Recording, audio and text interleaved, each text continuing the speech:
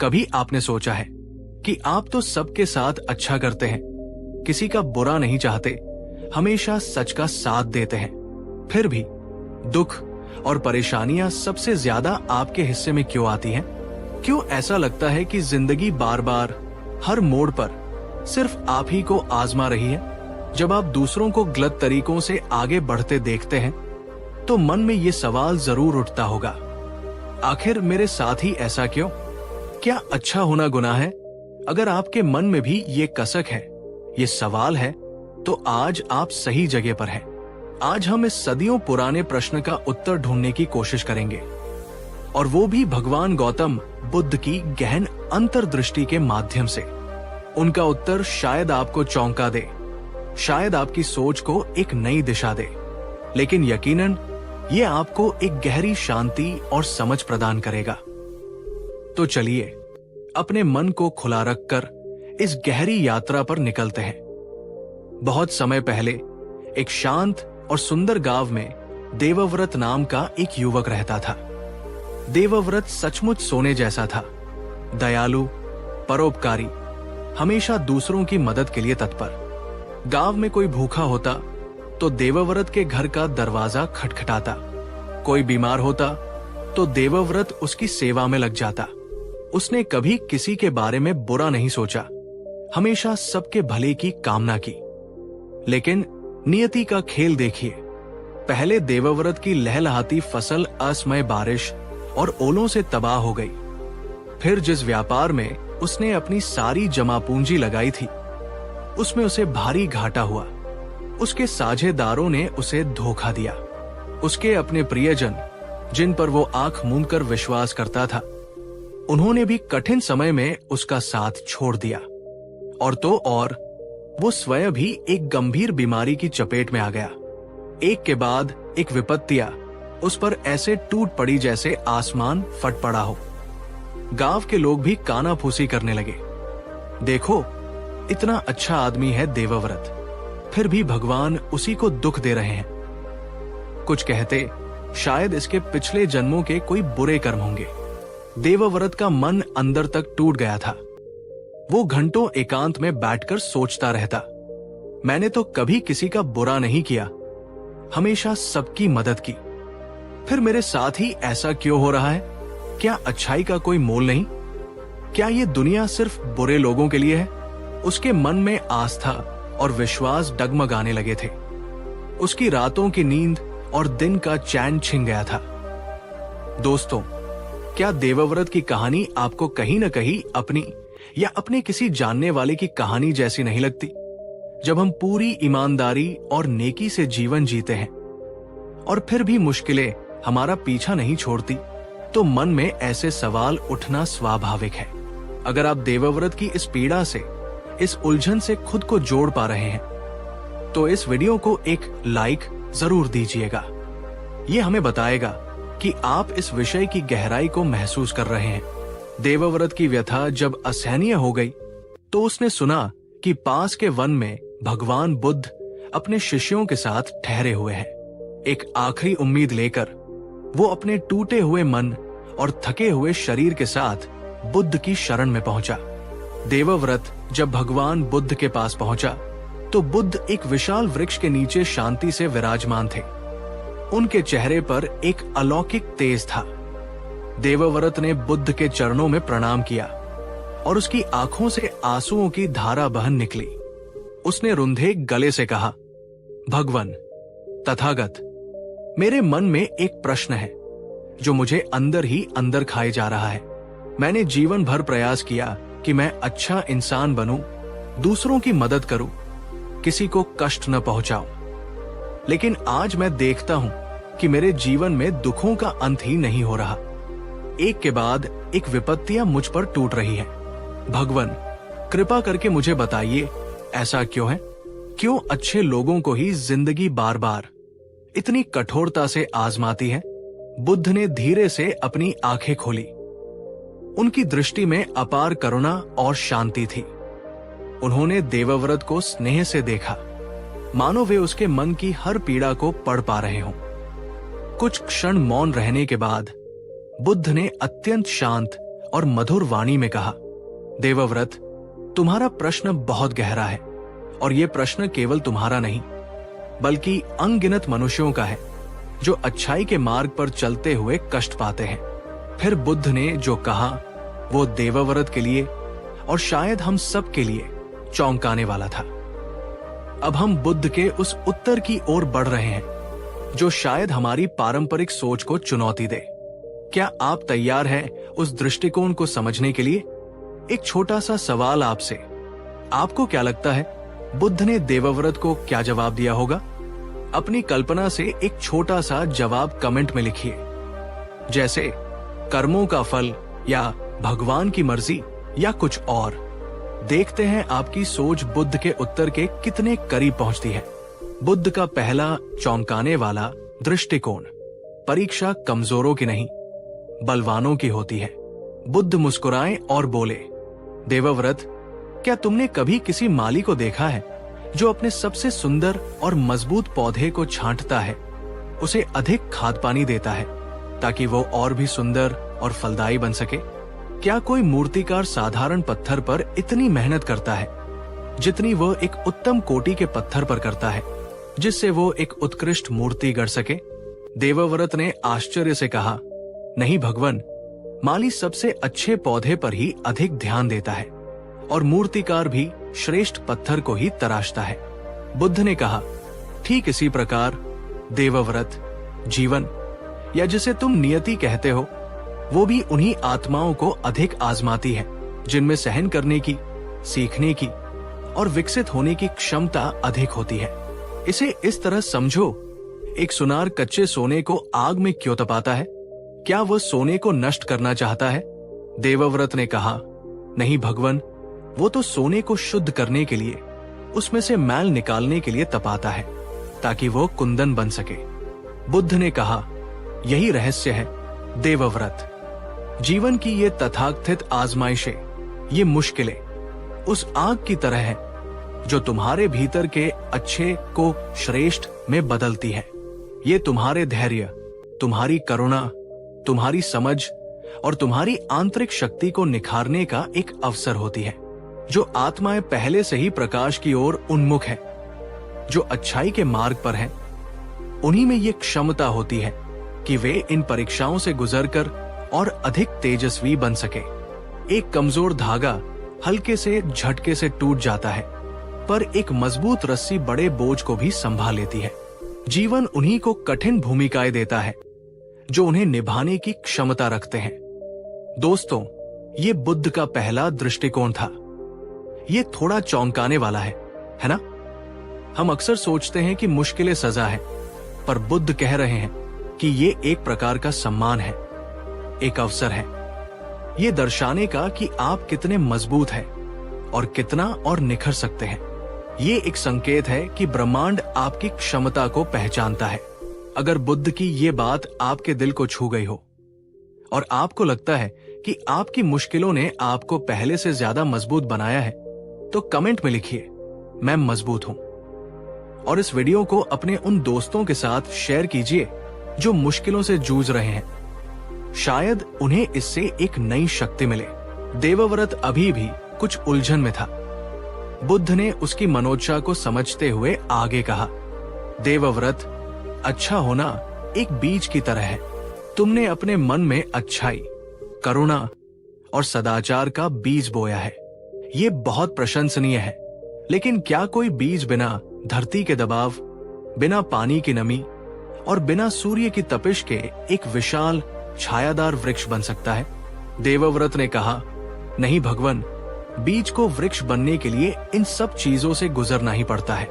बुद्ध बोले, तो समझो, तुम्हारे जीवन की ये कठिनाइयां, ये संघर्ष, वही धरती का दबाव, वही जल और वही सूर्य की तपिश है। ये तुम्हारे भीतर की अच्छाई को, तुम्हारी नेकी को केवल एक विचार या भावना से निकालकर उसे तुम्हारे चरित्र का, तुम्हारे अस्तित्व का एक अभिन्न अंग बनाती है। जब सब कुछ सहज होता है, तब अच्छा बने रहना आसान होता है। देवव्रत, असली परीक्षा तो तब होती है जब परिस्थितियां विपरीत हो। जब कोई तुम्हें धोखा दे, तब भी क्षमा का भाव बनाए रखना। जब सब कुछ छिन जाए तब भी दान की प्रवृत्ति रखना। जब शरीर कष्ट में हो तब भी मन में शांति और करुणा रखना। यही वो प्रक्रिया है जिससे तुम्हारा अच्छा बीज एक महान वृक्ष में रूपांतरित होता है, जिसकी छाया में अनगिनत लोग शांति पा सके। ये आजमाइशें तुम्हें ये अवसर देती हैं कि तुम अपनी अच्छाई को केवल शब्दों या विचारों तक सीमित न रखकर उसे अपने कर्मों में, अपनी प्रतिक्रियाओं में और अपने स्वभाव में ढाल सको। ये तुम्हें प्रमाणित करती है। ये बुद्ध का दूसरा महत्वपूर्ण दृष्टिकोण है। अच्छा होना एक शुरुआत है, पर उस अच्छाई को हर परिस्थिति में बनाए रखना, उसे अपने आचरण में उतारना ही असली साधना है। और मुश्किलें हमें यही अवसर प्रदान करती है। वे हमें दिखाती है कि हमारी अच्छाई कितनी गहरी और सच्ची है। क्या आपने कभी महसूस किया है कि किसी कठिन परिस्थिति ने आपके किसी अच्छे गुण को और भी ज्यादा निखारा है? जैसे किसी ने आपको धोखा दिया हो, पर आपने उसे माफ करके अपने भीतर क्षमा की शक्ति को महसूस किया हो। अपना अनुभव कमेंट में जरूर साझा करें। अब बुद्ध ने जो कहा वो देवव्रत के लिए सबसे अधिक आंखें खोलने वाला था। बुद्ध ने कहा, देवव्रत, एक और गहरा सत्य समझो। तुम इसलिए अधिक कष्ट महसूस करते हो क्योंकि तुम अच्छे हो, क्योंकि तुम्हारे भीतर संवेदना है, करुणा है और न्याय की भावना है। एक पत्थर पर तुम कितना भी प्रहार करो, उसे पीड़ा नहीं होती, उसमें चेतना और संवेदना का अभाव है। लेकिन एक जीवित प्राणी को, एक संवेदनशील मनुष्य को छोटी सी चोट भी पीड़ा देती है। जो व्यक्ति कठोर हृदय का होता है, स्वार्थी होता है, जिसे दूसरों के दुख से कोई फर्क नहीं पड़ता, उसे शायद बाहरी विपत्तियां उतनी गहराई से महसूस भी न हो। वो शायद उन्हें अपने बुरे कर्मों का परिणाम मानकर या दूसरों को दोष देकर आगे बढ़ जाए। लेकिन तुम देवव्रत, क्योंकि तुम अच्छे हो, तुम्हारा हृदय कोमल है, तुम्हारे भीतर सहानुभूति है, इसलिए तुम्हें अपना और दूसरों का दुख अधिक तीव्रता से महसूस होता है। ये महसूस करने की क्षमता ही तुम्हारी अच्छाई का प्रमाण है। ये एक श्राप नहीं, एक वरदान है, भले ही ये पीड़ादायक लगे। ये दर्शाता है कि तुम जीवित हो, तुम संवेदनशील हो, तुम प्रेम और करुणा से भरे हो। जो लोग गहरे नहीं होते, उन्हें उथले पानी में भी कोई हलचल महसूस नहीं होती, पर तुम गहरे हो, इसलिए तुम्हें छोटी लहरें भी महसूस होती है। तुम्हारी आजमाइश इसलिए बड़ी लगती है क्योंकि तुम उसे अपनी अच्छाई, अपनी नैतिकता और अपनी संवेदनाओं के तराजू पर तौलते हो। एक बुरा व्यक्ति शायद इन तथाकथित आजमाइशों को चुनौती या अवसर के रूप में देखेगा अपने स्वार्थ साधने का, पर तुम इसे अपनी अच्छाई की परीक्षा के रूप में देखते हो। यह बुद्ध का सबसे गहरा और शायद सबसे चौंकाने वाला दृष्टिकोण। हमारी अच्छाई, हमारी संवेदनशीलता ही हमें कष्टों के प्रति अधिक जागरूक बनाती है। ये हमारी कमजोरी नहीं, बल्कि हमारी मानवता की निशानी है। हम दुखी होते हैं क्योंकि हम अच्छे हैं, क्योंकि हमें फर्क पड़ता है। दोस्तों, क्या बुद्ध की ये बात आपको सोचने पर मजबूर करती है? क्या आपको लगता है कि आपकी संवेदनशीलता ही कभी कभी आपके दुख का कारण बनती है, पर वही आपकी सबसे बड़ी ताकत भी है? अगर हाँ, तो इस वीडियो को शेयर करके इस अद्भुत दृष्टिकोण को और लोगों तक पहुंचाइए और कमेंट में लिखिए, मेरी संवेदना मेरी ताकत है। बुद्ध बोले, देवव्रत, हम जो जीवन अभी जी रहे हैं वो एक अनंत श्रृंखला की एक कड़ी मात्र है। हमारे कर्मों का फल केवल इसी जीवन तक सीमित नहीं होता, और नहीं, इस जीवन की घटनाएं केवल इसी जीवन के कर्मों का परिणाम होती है। हो सकता है तुम्हारे कुछ पूर्व जन्मों के संचित कर्म अब फल दे रहे हो, और यह भी संभव है कि इस जीवन में जो तुम कष्ट सह रहे हो वो तुम्हारे किसी गहरे कर्म बंधन को काट रहा हो, तुम्हें निर्मल कर रहा हो। इसे ऐसे समझो जैसे एक किसान खेत में बीज बोता है। कुछ बीज तुरंत अंकुरित होते हैं, कुछ समय लेते हैं, और कुछ मिट्टी में दबे रहते हैं और उचित समय आने पर ही फल देते हैं। कर्म भी ऐसे ही है।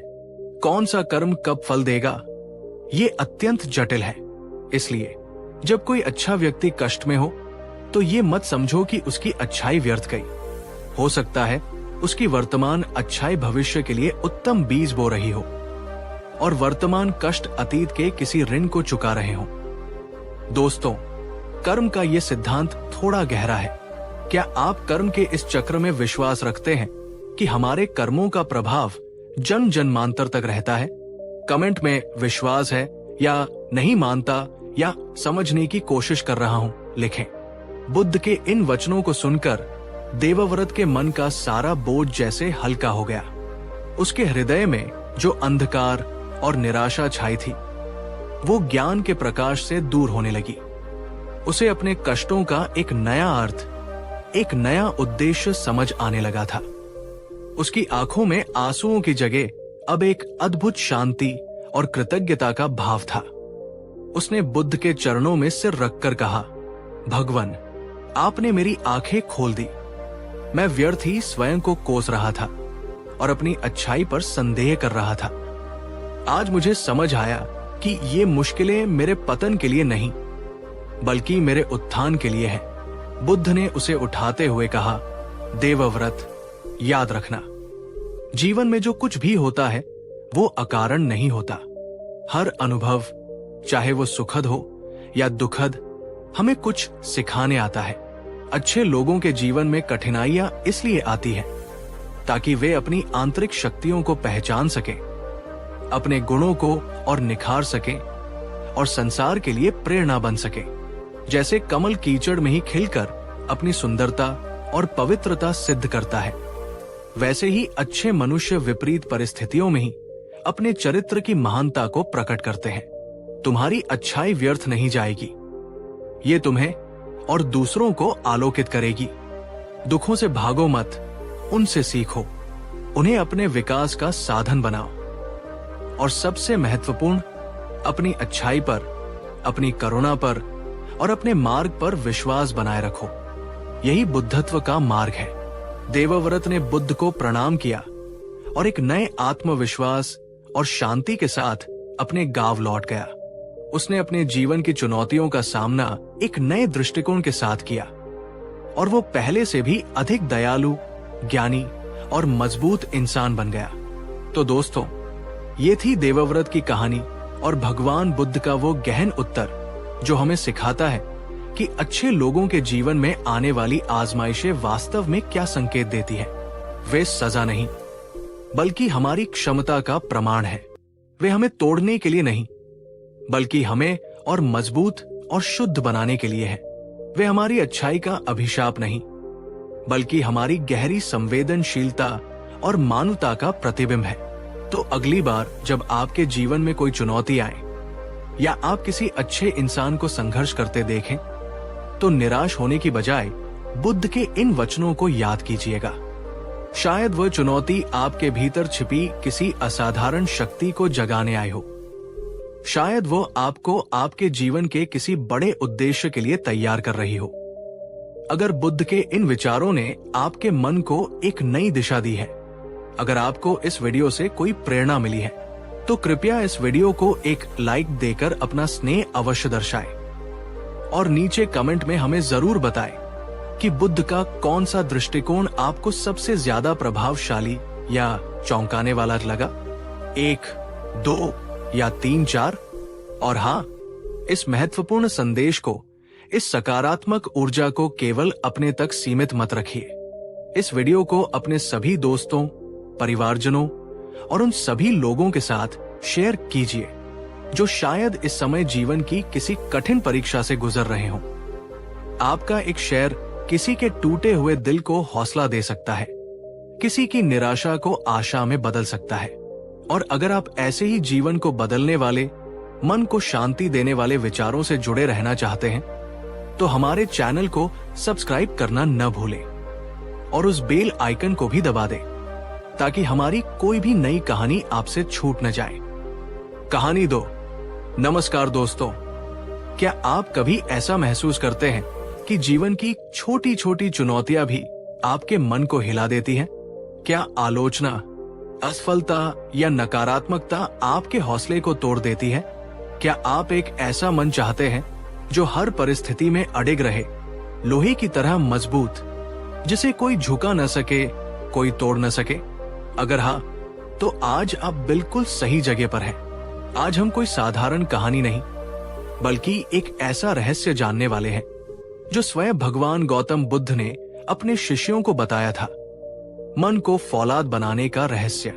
आज हम सुनेंगे बुद्ध के वो 5 अचूक वचन जो अगर आपने अपने जीवन में उतार लिए तो आपका मन सिर्फ शांत ही नहीं, बल्कि इतना शक्तिशाली बन जाएगा कि दुनिया की कोई भी आंधी उसे डिगा नहीं पाएगी। ये यात्रा सिर्फ सुनने की नहीं, बल्कि अपने भीतर झांकने और अपने मन की असीम क्षमताओं को पहचानने की है। तो चलिए अपने मन को एकाग्र कीजिए और उस ज्ञान को ग्रहण करने के लिए तैयार हो जाइए जो सदियों से मनुष्यों को आत्मबल प्रदान करता आया है। बहुत समय पहले की बात है, मगध साम्राज्य के एक सीमावर्ती राज्य में वीरभद्र नाम का एक युवा योद्धा था। उसका शरीर वज्र के समान था, भुजाओं में अपार बल था और तलवारबाजी में उसका कोई सानी नहीं था। उसे राज्य की सबसे बहादुर टुकड़ी का सेनापति नियुक्त किया गया था। लेकिन वीरभद्र के मन में एक अजीब सी कमजोरी थी। वो युद्ध भूमि में शत्रुओं से तो नहीं डरता था, पर युद्ध से पहले उसके मन में उठने वाले नकारात्मक विचार, असफलता का डर और अपने सैनिकों की मृत्यु की आशंका उसे अंदर ही अंदर खोखला कर देती थी। लोगों की अपेक्षाओं का बोझ उसे इतना दबा देता था कि उसका पराक्रमी शरीर भी कांपने लगता था। एक बार पड़ोसी राज्य ने अचानक आक्रमण कर दिया। वीरभद्र को अपनी सेना के साथ तुरंत कूच करने का आदेश मिला, लेकिन इस बार उसका मन पहले से भी ज्यादा विचलित था। उसे रात रात भर नींद नहीं आती। क्या मैं जीत पाऊंगा? कहीं मेरी वजह से मेरे सैनिक न मारे जाए? अगर मैं हार गया तो राजा और प्रजा मेरे बारे में क्या सोचेंगे? ये विचार उसे दीमक की तरह खाए जा रहे थे। उसका मन युद्ध भूमि में पहुंचने से पहले ही हार मानने लगा था। उसके एक वृद्ध गुरु, जो स्वयं बुद्ध के अनुयायी थे, ने वीरभद्र की ये दशा देखी।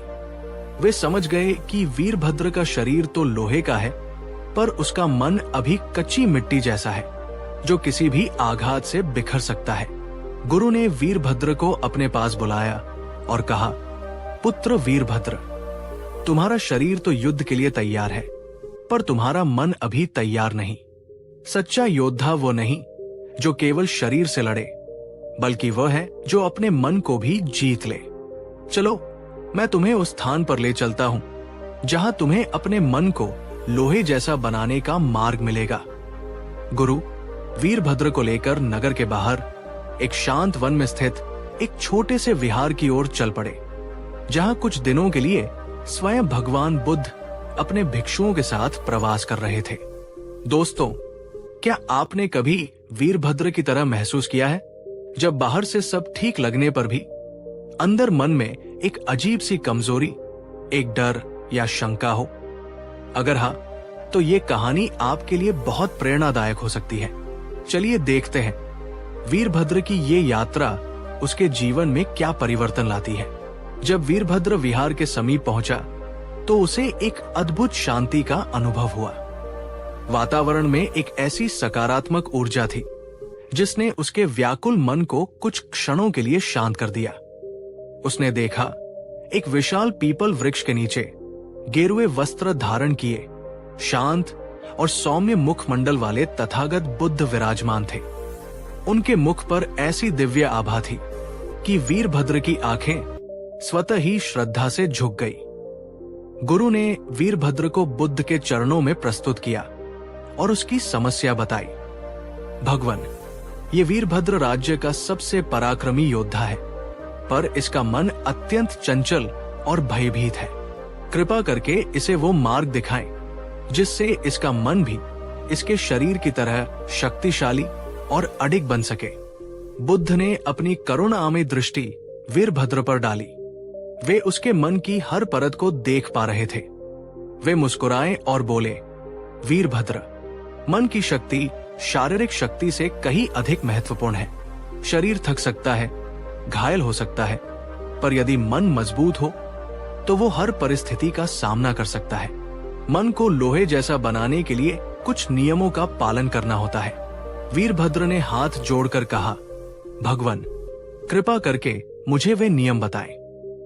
मैं कुछ भी करने को तैयार हूं। तब बुद्ध ने अपने अमृत वचनों से उन 5 सूत्रों का रहस्य खोला जो मन को अजेय बना सकते हैं। दोस्तों, क्या आप तैयार हैं उन 5 सूत्रों को जानने के लिए जो आपके मन को भी फौलादी बना सकते हैं? अगर हाँ, तो अपनी एकाग्रता बनाए रखें, क्योंकि ये वचन आपके जीवन को एक नई दिशा दे सकते हैं। और अगर आपको लगता है कि ये जानकारी आपके किसी प्रियजन के काम आ सकती है, तो इस वीडियो को उनके साथ शेयर करने का मन अभी से बना लीजिए। बुद्ध ने कहना आरंभ किया, पहला वचन, सत्य को जानो और स्वीकार करो। भ्रम में जीना कमजोरी है। वीरभद्र, मन की कमजोरी का सबसे बड़ा कारण है अज्ञानता और भ्रम। जब तुम वास्तविकता को देखने के बजाय अपनी कल्पनाओं और डरों में जीते हो, तो तुम्हारा मन कमजोर हो जाता है। सत्य यह है कि जीवन में चुनौतियां आएंगी, असफलताएं मिलेंगी, लोग तुम्हारी आलोचना करेंगे। ये जीवन का हिस्सा है। लोहे जैसा मन वह है जो सत्य को उसकी संपूर्णता में स्वीकार करता है, चाहे वो कितना भी कड़वा क्यों न हो। डर से भागने के बजाय उसका सामना करो। अपनी कमजोरियों को पहचानो और उन्हें स्वीकार करो, तभी तुम उन्हें दूर कर पाओगे।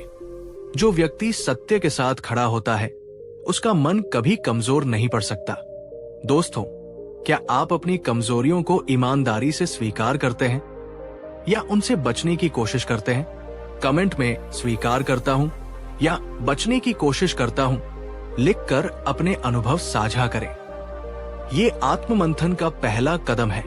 दूसरा वचन, अपने विचारों पर नियंत्रण रखो।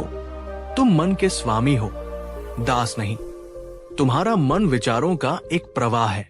यदि तुम नकारात्मक विचारों, भय और शंकाओं को अपने ऊपर हावी होने दोगे, तो तुम्हारा मन एक युद्ध भूमि बन जाएगा जहां तुम स्वयं से ही हार जाओगे। विचार शक्तिशाली होते हैं, पर तुम उनसे भी अधिक शक्तिशाली हो, क्योंकि तुम उन विचारों को चुन सकते हो जिन पर तुम्हें ध्यान केंद्रित करना है। तथागत सिखाते हैं, अपने मन के द्वारपाल बनो। नकारात्मक विचारों को प्रवेश करने से पहले ही रोक दो। सकारात्मक, रचनात्मक और साहसी विचारों को अपने मन में स्थान दो। जैसे एक कुशल सारथी अपने रथ के घोड़ों को नियंत्रित करता है, वैसे ही तुम्हें अपने विचारों को नियंत्रित करना सीखना होगा। जिसका अपने विचारों पर नियंत्रण है, उसका मन लोहे की तरह दृढ़ होता है। प्रैक्टिकल टिप, जब भी कोई नकारात्मक विचार आए, उसे तुरंत एक सकारात्मक विचार से बदलें या अपने ध्यान को किसी रचनात्मक कार्य में लगाएं। ये अभ्यास धीरे धीरे आपके मन को सकारात्मकता की ओर मोड़ देगा। तीसरा वचन, वर्तमान क्षण में जीना सीखो। अतीत का बोझ और भविष्य की चिंता मन को कमजोर करते हैं। वीरभद्र, तुम्हारा मन या तो अतीत की असफलताओं और दुखों में उलझा रहता है या भविष्य की अनिश्चितताओं और आशंकाओं से भयभीत रहता है। ये दोनों ही अवस्थाएं तुम्हारे मन की ऊर्जा को नष्ट करती है और उसे कमजोर बनाती है। शक्तिशाली मन वह है जो पूरी तरह से वर्तमान क्षण में जीता है। जो कार्य तुम अभी कर रहे हो, उसमें अपनी पूरी चेतना लगा दो। युद्ध की तैयारी कर रहे हो तो केवल तैयारी पर ध्यान दो। युद्ध के परिणाम की चिंता या पिछली हार का शोक तुम्हें निर्बल बनाएगा। जो वर्तमान में जीता है, उसका मन एकाग्र और शक्तिशाली होता है। दोस्तों, अगर आपको लगता है कि वर्तमान में जीना सीखना आपके मन को मजबूत बना सकता है, तो इस वीडियो को एक लाइक जरूर करें। यह हमें बताता है कि आप हमारे साथ हैं। चौथा वचन, निरंतर अभ्यास और अनुशासन बिना तप के शक्ति नहीं मिलती। लोहा भी आग में तपकर और हथौड़े की चोट सहकर ही फौलाद बनता है। इसी प्रकार मन को भी शक्तिशाली बनाने के लिए निरंतर अभ्यास और अनुशासन की आवश्यकता होती है। ध्यान का अभ्यास, अपनी इंद्रियों पर संयम और सही आचरण का पालन, ये तुम्हारे मन को प्रशिक्षित करेंगे। तथागत कहते हैं, आलस्य और प्रमाद मन के सबसे बड़े शत्रु है। प्रतिदिन अपने मन को प्रशिक्षित करने के लिए समय निकालो। छोटी छोटी चुनौतियों का सामना करो। अपने कंफर्ट जोन से बाहर निकलो। ये निरंतर प्रयास ही तुम्हारे मन को धीरे धीरे इतना मजबूत बना देगा कि कोई भी परिस्थिति उसे विचलित नहीं कर पाएगी। दर्शकों से सवाल, क्या आप अपने मन को मजबूत बनाने के लिए प्रतिदिन कोई अभ्यास जैसे ध्यान, व्यायाम या कुछ नया सीखना करते हैं? कमेंट में अपना अभ्यास साझा करें, शायद किसी और को प्रेरणा मिले। 5वां वचन, मैत्री, करुणा और अनासक्ति का भाव रखो। अहंकार और द्वेष मन को खोखला करते हैं। वीरभद्र, अहंकार, क्रोध, ईर्ष्या और द्वेष ये ऐसी अग्नि है जो तुम्हारे मन की शक्ति को जलाकर राख कर देती है। जब तुम दूसरों से स्वयं को श्रेष्ठ समझने लगते हो या दूसरों के प्रति घृणा का भाव रखते हो तो तुम्हारा मन संकीर्ण और कमजोर हो जाता है। शक्तिशाली मन वह है जो सभी प्राणियों के प्रति मैत्री और करुणा का भाव रखता है, जो क्षमा करना जानता है और जो किसी भी वस्तु या परिणाम से अत्यधिक आसक्त नहीं होता। अनासक्ति का अर्थ उदासीनता नहीं, बल्कि समता का भाव है। सफलता में अहंकार नहीं और असफलता में निराशा नहीं। ऐसा मन ही वास्तव में अजेय होता है। वीरभद्र बुद्ध के इन वचनों को सुनकर स्तब्ध था। उसे अपने मन की कमजोरियों का कारण और उन्हें दूर करने का मार्ग स्पष्ट दिखाई देने लगा था।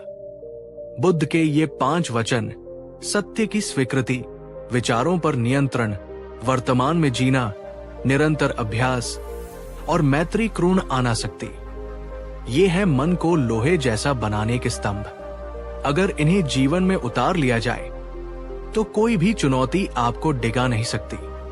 बुद्ध के उपदेश सुनकर वीरभद्र के मन में एक गहरा रूपांतरण हुआ। उसने तथागत के चरणों में संकल्प लिया कि वो इन 5 सूत्रों को अपने जीवन का आधार बनाएगा। वो अपने शिविर में लौटा। अब उसका मन पहले जैसा नहीं था। उसने प्रतिदिन ध्यान का अभ्यास शुरू किया। वो अपने नकारात्मक विचारों के प्रति सजग रहने लगा और उन्हें सकारात्मक विचारों से बदलने लगा। उसने अतीत की हार और भविष्य की चिंता को छोड़कर वर्तमान की तैयारी पर अपना पूरा ध्यान केंद्रित किया। उसने अपने सैनिकों के प्रति और भी अधिक करुणा और मैत्री का भाव विकसित किया। जब युद्ध का दिन आया तो वीरभद्र का मन शांत और स्थिर था। उसके चेहरे पर न कोई भय था, न कोई अनावश्यक उत्तेजना। वो पूर्ण एकाग्रता और साहस के साथ अपनी सेना का नेतृत्व कर रहा था। उसके इस बदले हुए स्वरूप ने उसके सैनिकों में भी एक नया जोश भर दिया। युद्ध भयंकर था, पर वीरभद्र का मन अडिग रहा। उसने बुद्ध के वचनों को स्मरण करते हुए हर चुनौती का सामना किया और अंततः उसकी सेना विजयी हुई। लेकिन इस बार जीत का जश्न मनाने का तरीका अलग था। वीरभद्र के चेहरे पर अहंकार या घमंड नहीं, बल्कि एक गहरी शांति और कृतज्ञता का भाव था। वो समझ गया था कि असली जीत युद्ध भूमि में नहीं, बल्कि अपने मन को जीतने में है। उस दिन के बाद वीरभद्र न केवल एक पराक्रमी योद्धा, बल्कि एक ज्ञानी और संतुलित व्यक्ति के रूप में भी जाना जाने लगा। उसका मन वास्तव में लोहे जैसा बन चुका था, शक्तिशाली, दृढ़ और फिर भी करुणा से भरा हुआ। उसने सीखा कि मन की शक्ति ही सबसे बड़ी शक्ति है और बुद्ध के दिखाए मार्ग पर चलकर कोई भी इस शक्ति को प्राप्त कर सकता है। तो मेरे प्यारे दोस्तों, ये थे भगवान बुद्ध के वो 5 अमूल्य वचन जो हमारे मन को लोहे की तरह मजबूत बना सकते हैं। सत्य को जानना और स्वीकार करना, अपने विचारों पर नियंत्रण रखना, वर्तमान क्षण में जीना, निरंतर अभ्यास और अनुशासन, मैत्री, करुणा और अनासक्ति का भाव रखना। ये सूत्र केवल सुनने के लिए नहीं, बल्कि अपने जीवन में अपनाने के लिए है। इन्हें अपने दैनिक जीवन का हिस्सा बनाइए और आप स्वयं अपने भीतर एक अद्भुत परिवर्तन महसूस करेंगे। आपका मन हर चुनौती का सामना करने के लिए तैयार हो जाएगा और आप एक अधिक आत्मविश्वासी, शांत और शक्तिशाली जीवन जी सकेंगे। अगर बुद्ध के इन वचनों ने आपके मन को छुआ है और आपको लगता है कि ये आपके जीवन में सकारात्मक बदलाव ला सकते हैं, तो इस वीडियो को एक जोरदार लाइक देकर अपना समर्थन जरूर दिखाएं। यह हमें बताता है कि आप इस ज्ञान को महत्व देते हैं। और नीचे कमेंट में लिखकर मुझे बताएं कि इन 5 सूत्रों में से कौन सा सूत्र आप आज से ही अपने जीवन में सबसे पहले अपनाने का संकल्प लेते हैं। और हाँ, अगर आप चाहते हैं कि आपके प्रियजन भी अपने मन को मजबूत बना सके और एक बेहतर जीवन जी सके, तो इस वीडियो को उनके साथ व्हाट्सएप, फेसबुक या जहां भी आप चाहें खुलकर शेयर करें। ज्ञान का प्रकाश फैलाने में हमारी मदद करें। आपका एक शेयर किसी के जीवन को नई दिशा दे सकता है। यदि आप ऐसे ही जीवन को गहराई से समझने वाले और मन को शक्ति देने वाले और भी वीडियो देखना चाहते हैं, तो हमारे चैनल को सब्सक्राइब करना न भूलें और उस बेल आइकन को भी दबा दें, ताकि हमारा हर नया वीडियो सबसे पहले आप तक पहुंचे। जाने से पहले मेरा आपसे एक और सवाल है।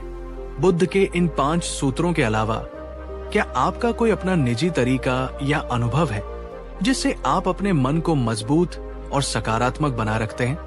कृपया अपने बहुमूल्य विचार और अनुभव नीचे कमेंट बॉक्स में साझा करें। आपके सुझाव किसी और के लिए बहुत मददगार साबित हो सकते हैं।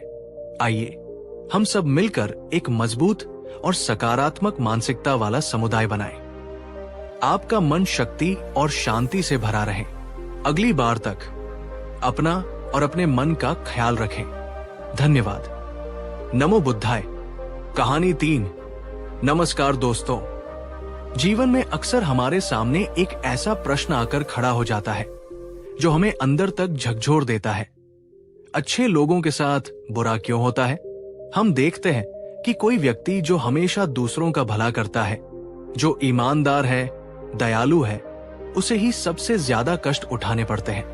और वही दूसरी ओर कुछ ऐसे लोग जो बेईमान हैं, क्रूर हैं, वे फलते फूलते नजर आते हैं। ये देखकर मन में एक विद्रोह सा उठता है, एक असमंजस पैदा होता है। क्या सच में कोई न्याय है? क्या अच्छाई का कोई मोल नहीं? ये एक ऐसा प्रश्न है जो सदियों से मनुष्यों को परेशान करता आया है, और आज हम इसी गूढ़ प्रश्न का उत्तर खोजने का प्रयास करेंगे। भगवान गौतम बुद्ध की एक छोटी सी पर अत्यंत गहरी कहानी के माध्यम से। ये कहानी हमें कर्म के उस जटिल सिद्धांत को समझने में मदद करेगी जो हमारे जीवन की घटनाओं को नियंत्रित करता है। ये सिर्फ एक कहानी नहीं है, ये एक आईना है जो हमें अपने कर्मों, अपने विचारों और उनके परिणामों को देखने में मदद करेगा। ये हमें सिखाएगा कि कैसे धैर्य रखें, कैसे अपनी अच्छाई पर विश्वास बनाए रखें और कैसे इस क्यों के चक्रव्यूह से बाहर निकले। लेकिन इस यात्रा पर आगे बढ़ने से पहले मैं आपसे एक बहुत ही व्यक्तिगत सवाल पूछना चाहता हूं। क्या आपने कभी स्वयं या अपने किसी प्रियजन के साथ ऐसा होते देखा है कि नेकी करने के बावजूद उन्हें दुख और परेशानियां झेलनी पड़ी? अगर हाँ, तो नीचे कमेंट बॉक्स में बस इतना लिखिए, हाँ मैंने अनुभव किया है। आपकी भागीदारी हमें यह समझने में मदद करेगी कि ये कितना सार्वभौमिक अनुभव है। तो चलिए अपने मन को शांत करके खुले हृदय से इस कहानी और इसके पीछे छिपे बुद्ध के ज्ञान को ग्रहण करने के लिए तैयार हो जाइए। प्राचीन भारत के एक समृद्ध नगर में देवदत्त नाम का एक अत्यंत सफल और सम्मानित व्यापारी रहता था। उसका व्यापार दूर दूर तक फैला था, घर धन धान्य से परिपूर्ण था और समाज में उसका बड़ा मान सम्मान था। उसे अपने भाग्य पर, अपनी बुद्धिमत्ता पर और अपनी मेहनत पर गर्व था। लेकिन कहते हैं ना, समय सदा एक सा नहीं रहता। पहले उसके सबसे बड़े गोदाम में भीषण आग लग गई, जिसमें उसका सारा माल जलकर राख हो गया। देवदत्त ने हिम्मत नहीं हारी, सोचा फिर से खड़ा करूंगा। फिर जिस जहाज से उसका कीमती सामान विदेशों से आ रहा था, वो समुद्री तूफान में डूब गया। देवदत्त का दिल बैठ गया, पर उसने फिर भी हौसला बनाए रखने की कोशिश की। लेकिन दुर्भाग्य ने उसका पीछा नहीं छोड़ा। उसके सबसे करीबी साझेदारों ने उसे धोखा दिया और उसका बचा खुचा धन भी हड़प लिया। देखते ही देखते वो अर्श से फर्श पर आ गया। जो लोग कल तक उसकी जय जयकार करते थे, आज उसे देखकर मुंह फेर लेते थे। उसके मित्र और रिश्तेदार भी उससे कतराने लगे। उसके परिवार पर भी संकट के बादल मंडराने लगे। खाने के लाले पड़ने लगे। देवदत्त पूरी तरह टूट चुका था। उसे लगता था जैसे दुनिया ही खत्म हो गई है। वो हर रात सो नहीं पाता था, बस अपने दुर्भाग्य को कोसता रहता। उसे अपने आप से घृणा होने लगी थी। कई बार उसके मन में जीवन समाप्त करने का विचार भी आया। एक दिन निराशा और हताशा के चरम पर उसने सुना कि पास के वन में महात्मा बुद्ध अपने शिष्यों के साथ ठहरे हुए हैं। उसके मन में एक क्षीण सी आशा जगी। क्या पता उन महात्मा के वचनों से उसे कोई शांति मिल जाए, कोई मार्ग दिख जाए। थके हारे निराश कदमों से वो बुद्ध की ओर चल पड़ा। बुद्ध एक वृक्ष के नीचे शांत भाव से बैठे थे। उनके चेहरे पर असीम करुणा और शांति थी। देवदत्त उनके चरणों में गिर पड़ा और फूट फूट कर रोने लगा। भगवान, मैं लुट गया, मैं बर्बाद हो गया, मेरा सब कुछ छिन गया, मेरे पास अब कुछ नहीं बचा, जीने की कोई इच्छा नहीं रही, मैं क्या करूं, कहां जाऊं? बुद्ध ने शांति से उसकी सारी व्यथा सुनी। फिर उन्होंने अपनी करुणामय दृष्टि देवदत्त पर डाली और बोले, उठो वत्स, तुम कहते हो तुम्हारा सब कुछ छिन गया, पर क्या यह सत्य है? क्या तुम्हारा साहस छिन गया? क्या तुम्हारी सांसें छिन गई? क्या तुम्हारे अनुभव छिन गए? देवदत्त ने अविश्वास से बुद्ध की ओर देखा। बुद्ध मुस्कुराए और कहा, जीवन में जब सब कुछ टूटता हुआ लगे, जब अंधकार घना हो, तब मेरी इन बातों को याद रखना। ये तुम्हें शक्ति भी देंगी और शांति भी। और तब बुद्ध ने वे जीवन परिवर्तनकारी बातें कहनी शुरू की। बात 1, सब कुछ अनित्य है, ये भी बदल जाएगा। बुद्ध ने अपनी पहली और सबसे महत्वपूर्ण बात कही। वत्स देवदत्त, संसार का सबसे बड़ा सत्य है परिवर्तन। यहां कुछ भी स्थायी नहीं है।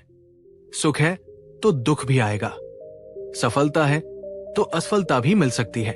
और अगर आज दुख और असफलता का समय है तो विश्वास रखो, ये भी बदल जाएगा। उन्होंने समझाया, जैसे रात के बाद सुबह आती है, पतझड़ के बाद बसंत आता है, वैसे ही जीवन में भी कठिनाइयों का दौर हमेशा नहीं रहता। तुम आज जिस पीड़ा से गुजर रहे हो वो स्थायी नहीं है। इसे स्वीकार करो कि ये एक अवस्था है जो समय के साथ परिवर्तित होगी। जब तुम इस सत्य को गहराई से समझ लेते हो कि सब कुछ अनित्य है, तो तुम न तो सफलता में बहुत अधिक अहंकार करते हो और न ही असफलता में बहुत अधिक निराश होते हो। तुम एक साक्षी भाव से जीवन के इस प्रवाह को देखना सीखते हो। दोस्तों, मैं आपसे पूछना चाहता हूं, क्या आप भी जीवन में आने वाले बदलावों से, विशेषकर नकारात्मक बदलावों से बहुत ज्यादा डरते हैं या विचलित हो जाते हैं? क्या आपको लगता है कि बुरा समय कभी खत्म नहीं होगा? कमेंट करके बताइए। हाँ, मुझे बदलाव से डर लगता है, या नहीं, मैं परिवर्तन को स्वीकार करती हूं। आपकी प्रतिक्रिया महत्वपूर्ण है। बुद्ध ने देवदत्त से कहा, तुम्हारी संपत्ति, तुम्हारा मान सम्मान, सब कुछ अनित्य था, इसीलिए वो चला गया। लेकिन तुम्हारा पुरुषार्थ, तुम्हारी सीखने की क्षमता, ये भी तो तुम्हारे साथ है। जो चला गया उसका शोक मत करो। जो है और जो हो सकता है उस पर ध्यान केंद्रित करो। इस बात को जीवन में कैसे उतारें? जब भी आप किसी मुश्किल स्थिति में हो तो खुद को याद दिलाएं, ये भी बदल जाएगा। इस एक वाक्य में बहुत शक्ति है। इसे एक मंत्र की तरह दोहराएं। यह आपको तात्कालिक निराशा से बाहर निकलने और एक बड़ी तस्वीर देखने में मदद करेगा। दोस्तों, अगर बुद्ध की ये पहली बात कि सब कुछ अनित्य है और ये बुरा समय भी बदल जाएगा आपके दिल को छू गई हो और आपको थोड़ी भी हिम्मत मिली हो, तो इस वीडियो को एक लाइक जरूर करें और इसे अपने उन दोस्तों के साथ शेयर करें जो शायद अभी किसी कठिन दौर से गुजर रहे हैं। आपका एक शेयर उनके लिए आशा की किरण बन सकता है। बात 2, दुख का कारण तुम्हारी बाहरी परिस्थितियां नहीं, तुम्हारी अपनी तृष्णाएं और अपेक्षाएं हैं। बुद्ध ने देवदत्त की ओर देखते हुए दूसरी गहरी बात कही। वत्स, हम अक्सर अपने दुखों के लिए बाहरी परिस्थितियों या दूसरे लोगों को दोष देते हैं। हम कहते हैं उसके कारण मैं दुखी हूं, या ये घटना नहीं होती तो मैं सुखी होता। लेकिन क्या तुमने कभी सोचा है कि दुख का असली मूल कहाँ है? उन्होंने समझाया, दुख का मूल कारण हमारी अपनी अतृप्त इच्छाएं, हमारी तृष्णाएं और हमारी अनुचित अपेक्षाएं हैं। जब हमारी इच्छाएं पूरी नहीं होती, जब हमारी अपेक्षाएं टूटती हैं, तब हम दुखी होते हैं। तुमने संपत्ति, मान सम्मान की कामना की, उससे अत्यधिक जुड़ाव रखा। जब वो छिन गया तो तुम्हें असीम दुख हुआ। अगर तुम किसी चीज से बहुत ज्यादा आसक्ति नहीं रखोगे, अगर तुम परिणामों पर अत्यधिक निर्भर नहीं रहोगे, तो उनके बदलने या चले जाने पर तुम्हें उतना कष्ट नहीं होगा। अनासक्ति का अर्थ उदासीनता नहीं है, बल्कि ये समझना है कि सब कुछ नश्वर है और किसी भी चीज को हमेशा के लिए पकड़कर नहीं रखा जा सकता।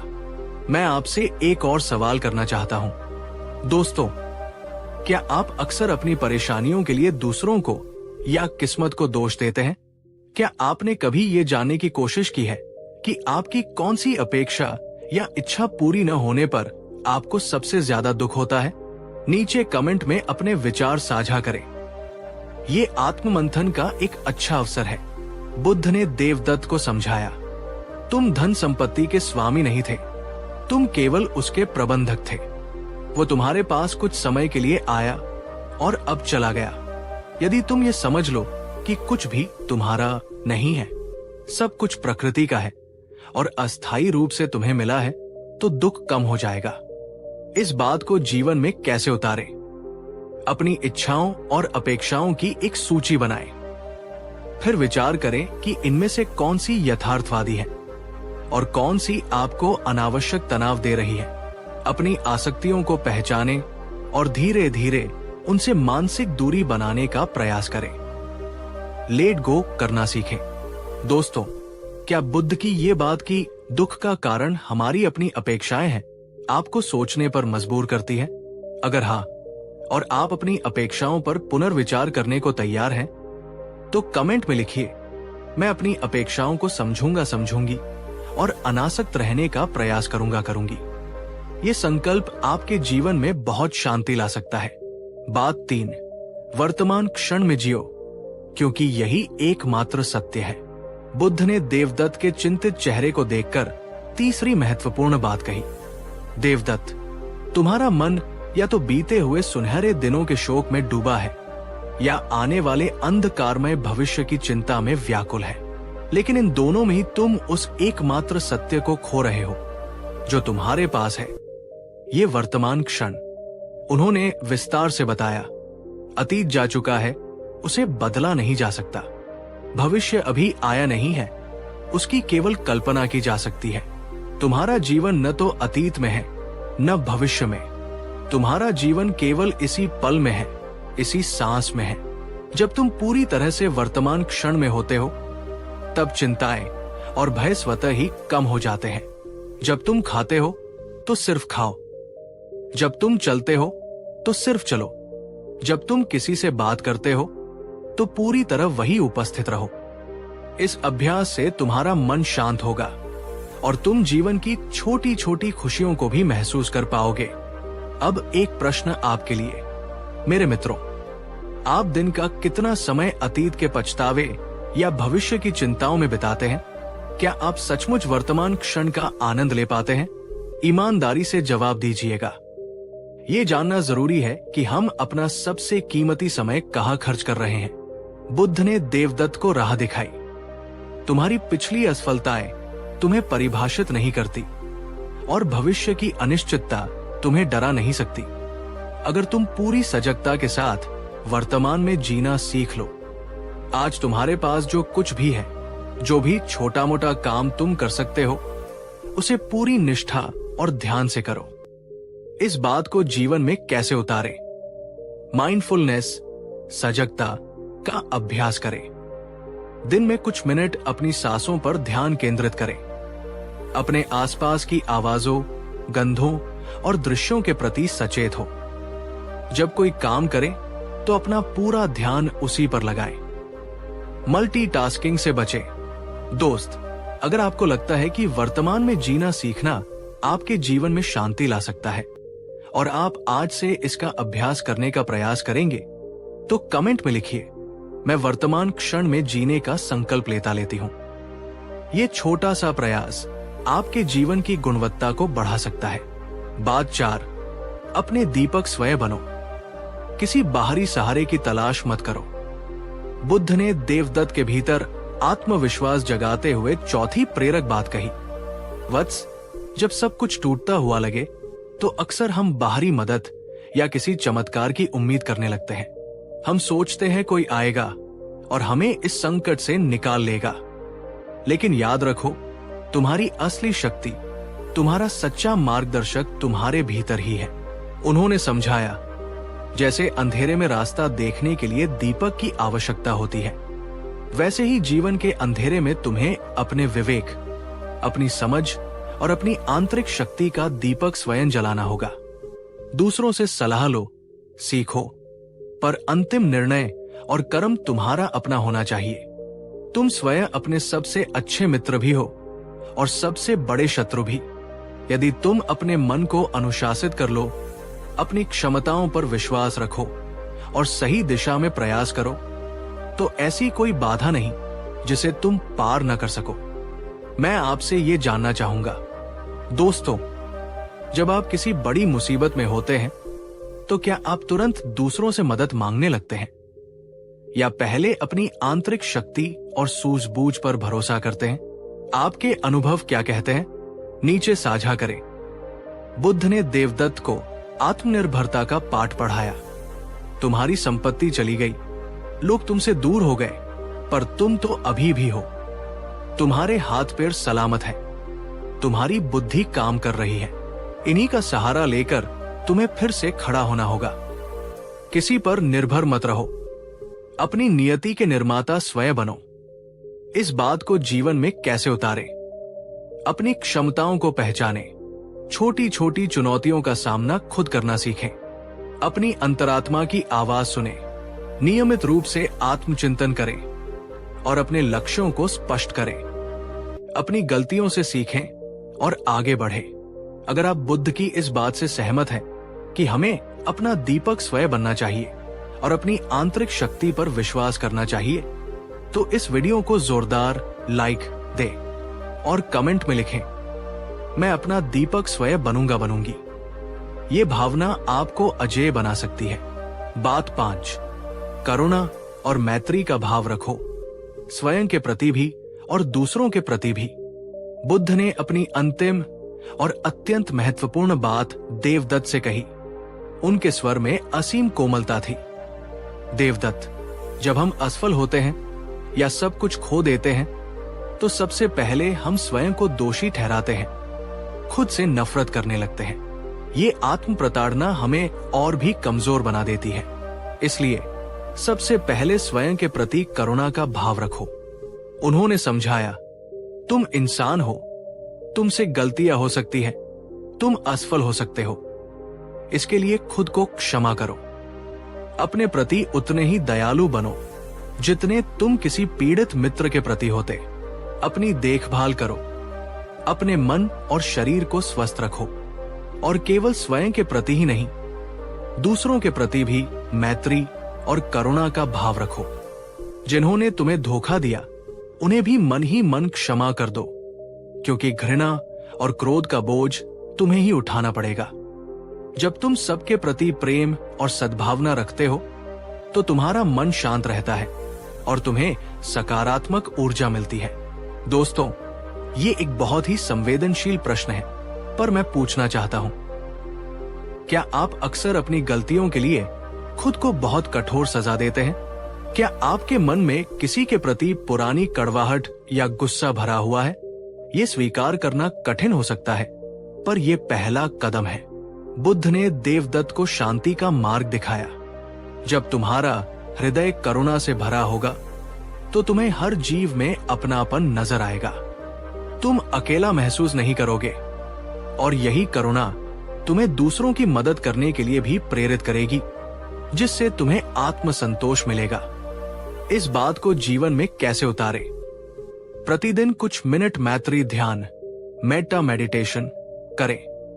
अपने लिए, अपने प्रियजनों के लिए, तटस्थ लोगों के लिए, कठिन लोगों के लिए और समस्त प्राणियों के लिए सुख और शांति की कामना करें।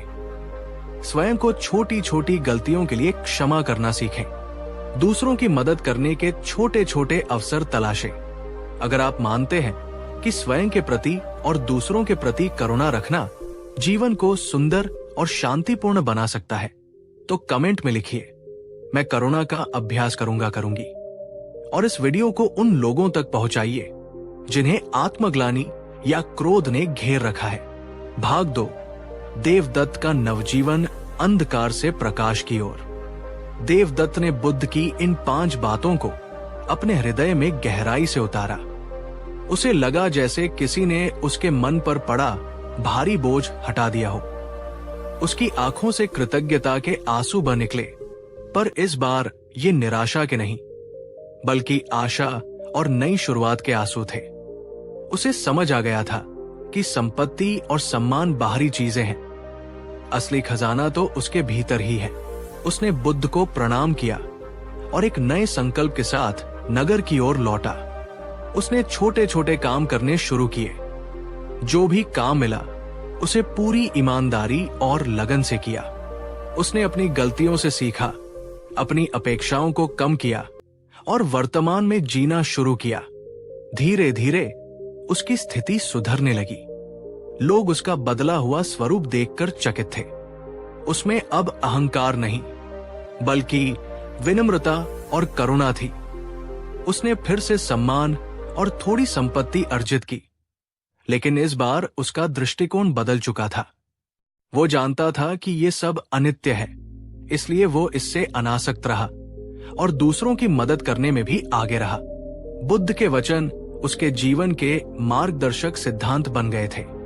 तो मेरे प्यारे मित्रों, देवदत्त की तरह हम सभी के जीवन में ऐसे क्षण आते हैं जब सब कुछ टूटता हुआ सा लगता है, लेकिन बुद्ध की ये बातें हमें याद दिलाती है कि हर अंधकार के बाद प्रकाश आता है, हर तूफान के बाद शांति आती है।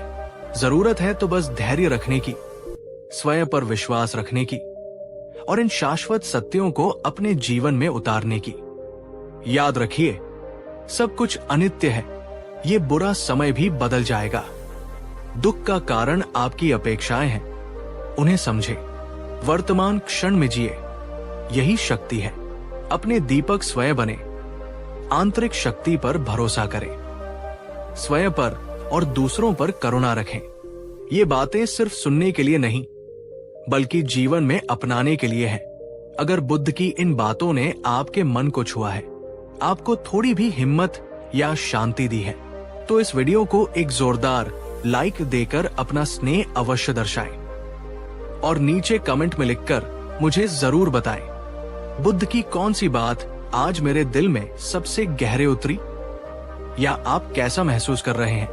और हाँ, सबसे महत्वपूर्ण, इस वीडियो को अपने उन सभी प्रियजनों, मित्रों और परिचितों के साथ शेयर अवश्य करें जो शायद इस समय जीवन की किसी चुनौती से जूझ रहे हैं, जिन्हें थोड़ी सी प्रेरणा और सहारे की आवश्यकता है। आपका एक शेयर किसी के जीवन में उम्मीद की नई किरण जगा सकता है, क्योंकि ज्ञान बांटने से ही बढ़ता है।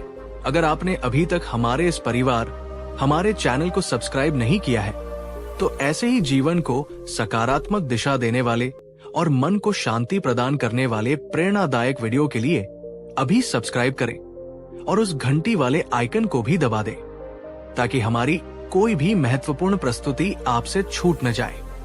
उदास स्माइली। जाने से पहले मैं आपसे एक अंतिम पर बहुत महत्वपूर्ण प्रश्न पूछना चाहता हूं। जब आपके जीवन में मुश्किलें आती हैं, जब सब कुछ बिखर रहा होता है, तो बुद्ध की इन बातों के अलावा ऐसी कौन सी एक चीज, कोई एक विचार या कोई एक व्यक्ति होता है जो आपको सबसे ज्यादा हिम्मत और सहारा देता है? कृपया नीचे कमेंट बॉक्स में अपने अनुभव और विचार खुलकर साझा करें। आपके अनुभव दूसरों के लिए प्रेरणा बन सकते हैं और हम सब मिलकर एक दूसरे का संबल बन सकते हैं। कहानी 4। नमस्कार दोस्तों, क्या आपने कभी ऐसा महसूस किया है कि आप अपने ही मन के कैदी हैं? क्या आपके विचार, आपकी भावनाएं, आपकी आदतें आपको अपनी उंगलियों पर नचाती है और आप चाहकर भी उनसे मुक्त नहीं हो पाते? क्या आप अक्सर सोचते कुछ और हैं, करना कुछ और चाहते हैं और कर कुछ और ही बैठते हैं? अगर हाँ, तो आज आप एक ऐसी सच्चाई से रूबरू होने वाले हैं जो आपके जीवन की दिशा बदल सकती है। आज हम भगवान गौतम बुद्ध की उस अति महत्वपूर्ण और शक्तिशाली शिक्षा पर गहराई से बात करेंगे जो सदियों से मनुष्यों को आत्मनियंत्रण और सच्ची स्वतंत्रता का मार्ग दिखाती आई है। बुद्ध ने कहा था, तुम्हारा सबसे बड़ा शत्रु या सबसे अच्छा मित्र तुम्हारा अपना मन ही है। या तो तुम इसे अपना गुलाम बना लो या ये तुम्हें अपना गुलाम बना लेगा। ये सिर्फ एक कहावत नहीं, बल्कि जीवन का एक कठोर सत्य है। आज हम जानेंगे कि कैसे अपने मन को साध कर हम अपने जीवन के सच्चे स्वामी बन सकते हैं। लेकिन इस गहन चर्चा में आगे बढ़ने से पहले मैं आपसे एक सीधा सवाल पूछना चाहता हूं। पूरी ईमानदारी से जवाब दीजिएगा। क्या आपको अक्सर ऐसा लगता है कि आपका मन आपके नियंत्रण में नहीं है, बल्कि आप उसके नियंत्रण में हैं? नीचे कमेंट बॉक्स में हाँ या नहीं हमें अपना अनुभव जरूर साझा करें। आपके जवाब हमें यह समझने में मदद करेंगे कि हम में से कितने लोग इस चुनौती का सामना कर रहे हैं। तो चलिए अपने मन को एकाग्र कीजिए और उस ज्ञान को आत्मसात करने के लिए तैयार हो जाइए जो आपको मानसिक दास्ता से मुक्ति दिला सकता है। बहुत समय पहले की बात है। कला और शिल्प के लिए प्रसिद्ध एक गांव में भद्रेश नाम का एक अत्यंत कुशल मूर्तिकार रहता था। उसके हाथों से निकली मूर्तियां ऐसी जीवंत होती थी कि देखने वाले दंग रह जाते। दूर दूर से लोग उसकी कलाकृतियां खरीदने आते थे। भद्रेश को अपनी कला पर बहुत गर्व था, लेकिन भद्रेश के जीवन में एक अजीब सी विडंबना थी। वो पत्थरों को तो अपनी इच्छानुसार कोई भी आकार दे सकता था, पर अपने मन को कोई आकार नहीं दे पा रहा था। उसका मन एक अनियंत्रित जंगली घोड़े की तरह था जो उसे कभी क्रोध में दौड़ाता, कभी ईर्ष्या में, कभी निराशा में, तो कभी अहंकार में। जब कोई उसकी मूर्ति की प्रशंसा करता तो उसका मन अहंकार से भर जाता। जब कोई छोटी सी भी कमी निकालता तो उसका मन क्रोध और निराशा से भर जाता। वो घंटों अपनी ही बनाई मूर्तियों से ईर्ष्या करता कि वे कितनी शांत और स्थिर है, जबकि उसका अपना मन हमेशा उथल पुथल में रहता। उसे अक्सर रात में बुरे सपने आते, दिन में अकारण ही चिंताएं घेर लेती। वो और बेहतर मूर्तियां बनाना चाहता था, पर उसका अशांत मन उसकी एकाग्रता को भंग कर देता। उसे लगता था कि उसकी सारी प्रतिभा, सारी कुशलता व्यर्थ है, क्योंकि वो अपने ही मन के हाथों पराजित हो रहा था। एक दिन गांव में ये खबर फैली कि पास के वन में स्वयं भगवान बुद्ध अपने भिक्षुओं के साथ पधारे हैं। भद्रेश ने बुद्ध की शांति और ज्ञान के बारे में बहुत सुना था। उसके मन में एक क्षीण सी आशा जागी। क्या पता जो कला उसे पत्थरों में नहीं मिली, वो शांति उसे बुद्ध के वचनों में मिल जाए। क्या वह अपने इस अनियंत्रित मन को वश में करने का कोई उपाय जान पाएगा? दोस्तों, क्या कभी आपने भद्रेश की तरह महसूस किया है, जब आपके पास प्रतिभा और क्षमता होते हुए भी आपका अपना मन ही आपकी प्रगति में सबसे बड़ी बाधा बन जाता है? अगर हाँ, तो ये कहानी आपके लिए एक महत्वपूर्ण सबक लेकर आई है। चलिए देखते हैं भद्रेश की ये यात्रा उसे कहाँ ले जाती है। भद्रेश अगले दिन सुबह सुबह ही वन की ओर चल पड़ा।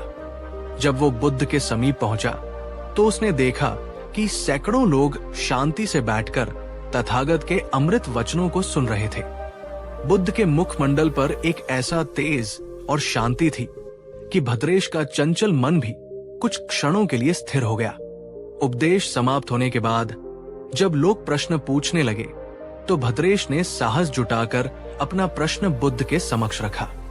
भगवन, उसने कांपते हुए स्वर में कहा, मैं एक मूर्तिकार हूं।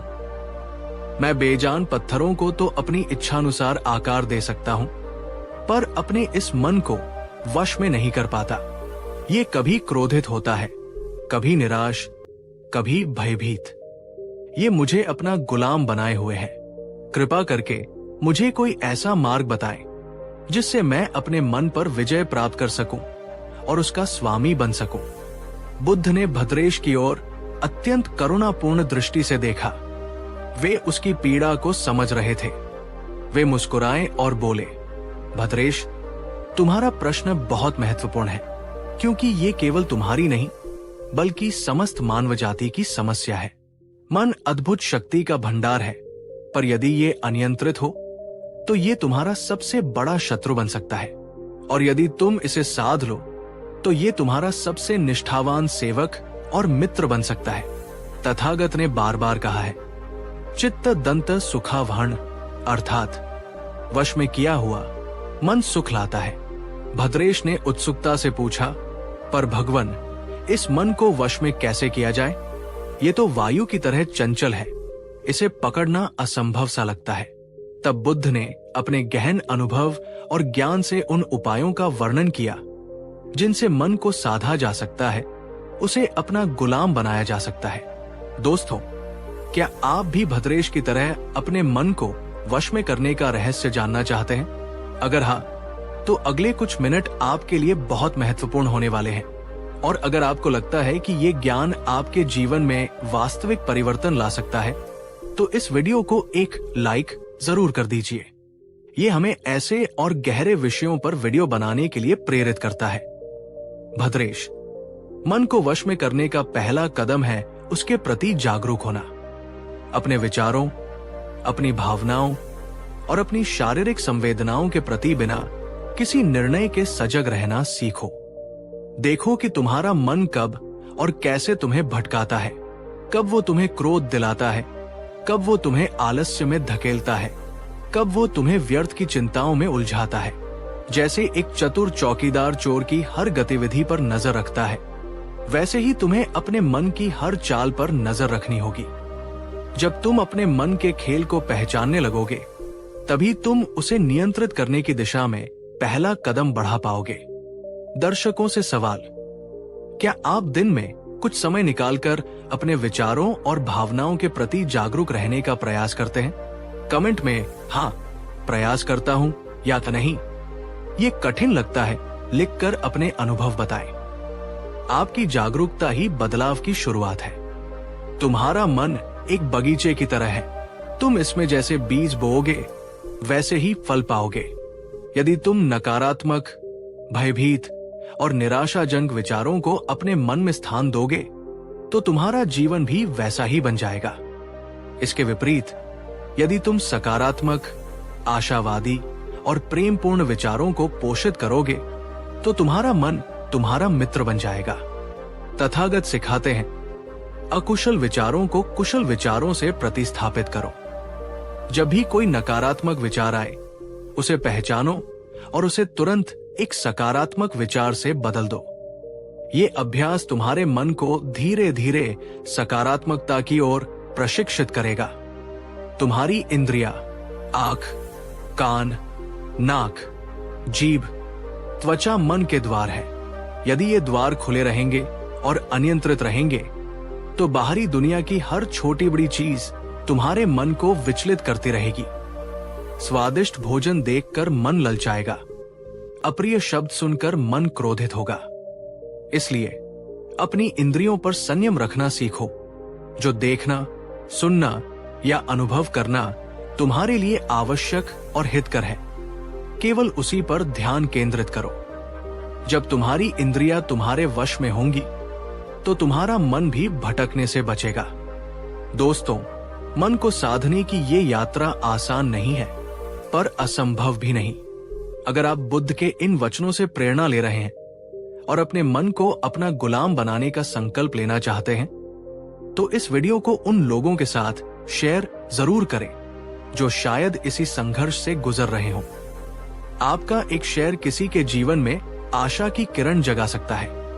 भद्रेश, जैसे एक अशांत तालाब में तुम अपना प्रतिबिंब नहीं देख सकते, वैसे ही एक अशांत मन में तुम सत्य को नहीं जान सकते।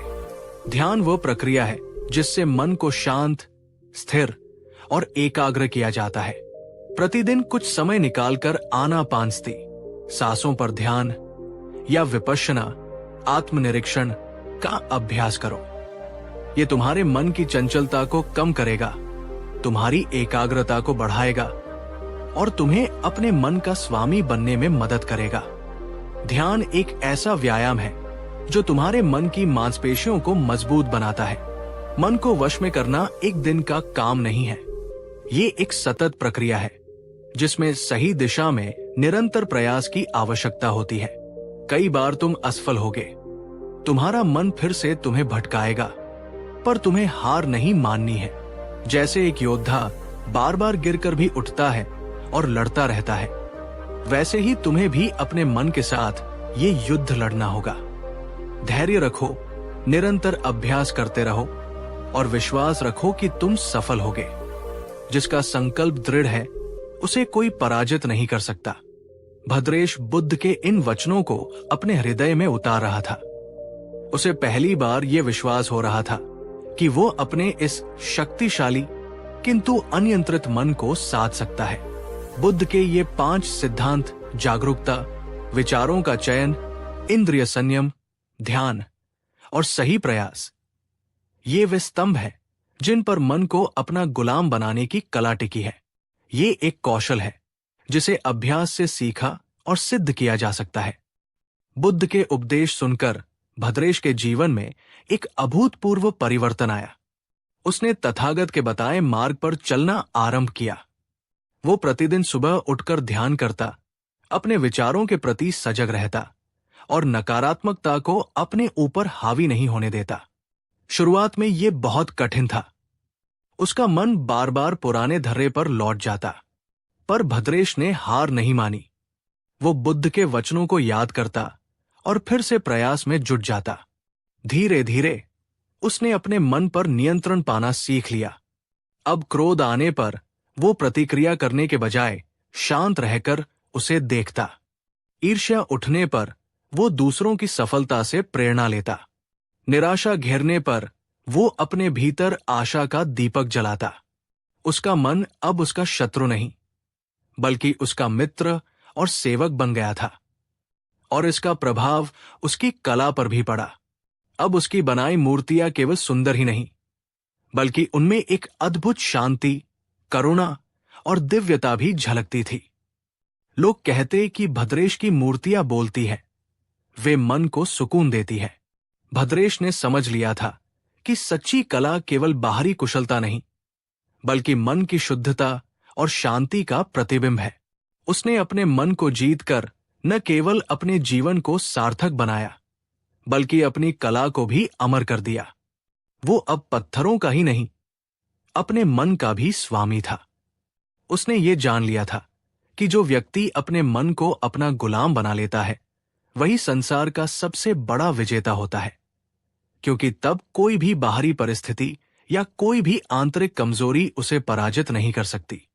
दोस्तों, भद्रेश की ये कहानी हमें विश्वास दिलाती है कि हम भी अपने मन पर विजय प्राप्त कर सकते हैं। ये संकल्प और अभ्यास का विषय है। क्या आप इस चुनौती को स्वीकार करने के लिए तैयार हैं? तो मेरे प्यारे दोस्तों, ये थी भगवान बुद्ध की वो शक्तिशाली शिक्षा। अपने मन को अपना गुलाम बनाओ, नहीं तो ये तुम्हें अपना गुलाम बना देगा। और इसे साधने के 5 अचूक तरीके: जागरूकता, विचारों का सही चयन, इंद्रिय संयम, ध्यान, मेडिटेशन, सही प्रयास और निरंतरता। ये सिद्धांत आपके जीवन का नक्शा बदल सकते हैं। इन्हें अपने दैनिक जीवन में उतारिए और आप पाएंगे कि आप अधिक शांत, अधिक केंद्रित, अधिक आत्मविश्वासी और अपने जीवन के सच्चे नियंत्रक बन रहे हैं। अगर बुद्ध की इस गहन शिक्षा ने आपके भीतर एक नई चिंगारी जलाई है और आपको लगता है कि ये आपके जीवन को एक सकारात्मक दिशा दे सकती है, तो इस वीडियो को एक जोरदार लाइक देकर अपना उत्साह जरूर दिखाएं। ये हमें बताता है कि आप इस महत्वपूर्ण संदेश से सहमत हैं। और नीचे कमेंट में लिखकर मुझे बताएं कि इन 5 तरीकों में से कौन सा तरीका आप आज से ही अपने मन को साधने के लिए सबसे पहले अपनाना चाहेंगे। और हां, यदि आप अपने किसी प्रियजन को मानसिक दास्ता से मुक्त होकर एक स्वतंत्र और शक्तिशाली जीवन जीते देखना चाहते हैं, तो इस वीडियो को उनके साथ व्हाट्सएप, फेसबुक या जहां भी आप चाहें खुलकर शेयर करें। ज्ञान का ये दीपक जलाने में हमारी सहायता करें। आपका एक शेयर किसी के जीवन में क्रांति ला सकता है। यदि आप ऐसे ही जीवन को रूपांतरित करने वाले और मन को शक्ति देने वाले और भी वीडियो देखना चाहते हैं, तो हमारे चैनल को सब्सक्राइब करना न भूलें और उस बेल आइकन को भी दबा दें, ताकि हमारा हर नया शक्तिशाली वीडियो सबसे पहले आप तक पहुंचे। जाने से पहले मेरा आपसे एक और महत्वपूर्ण सवाल है। आपके अनुभव में मन को नियंत्रित करने में सबसे बड़ी चुनौती क्या आती है और आप उस चुनौती का सामना कैसे करते हैं? कृपया अपने बहुमूल्य विचार और अनुभव नीचे कमेंट बॉक्स में साझा करें। आपके सुझाव और प्रश्न हम सभी के लिए सीखने का एक बेहतरीन माध्यम बन सकते हैं। आइए हम सब मिलकर एक ऐसे समुदाय का निर्माण करें जहां हर कोई अपने मन का स्वामी बन सके। कहानी 5। आज हम उस सबसे बड़ी शक्ति को जीतने की बात करेंगे जो हमारे भीतर ही मौजूद है, हमारा मन। भगवान बुद्ध ने हमें सिखाया कि यदि हम अपने मन को साध लें, उसे जीत लें, तो दुनिया में ऐसा कुछ भी नहीं जो हम हासिल नहीं कर सकते। ये सिर्फ एक वीडियो नहीं, बल्कि एक यात्रा होने वाली है, अपने मन की गहराइयों को समझने की, उसे नियंत्रित करने की और अंततः उसे अपना सबसे अच्छा मित्र बनाने की। लेकिन इस अद्भुत यात्रा को शुरू करने से पहले मैं आपसे एक सवाल पूछना चाहता हूं। आपको क्या लगता है, आपके जीवन में वो कौन सी एक चीज है जिसे आप हासिल करना चाहते हैं, पर आपका मन आपको बार बार पीछे खींच लेता है? नीचे कमेंट बॉक्स में खुलकर लिखें। मैं आपके हर विचार को सम्मान देता हूं और पढ़ता हूं। तो चलिए अपने मन को मजबूत करने और असंभव को संभव बनाने के इस सफर पर निकलते हैं। एक समय की बात है, एक छोटे से गांव में अर्जुन नाम का एक प्रतिभाशाली युवक रहता था। अर्जुन के सपने बहुत बड़े थे।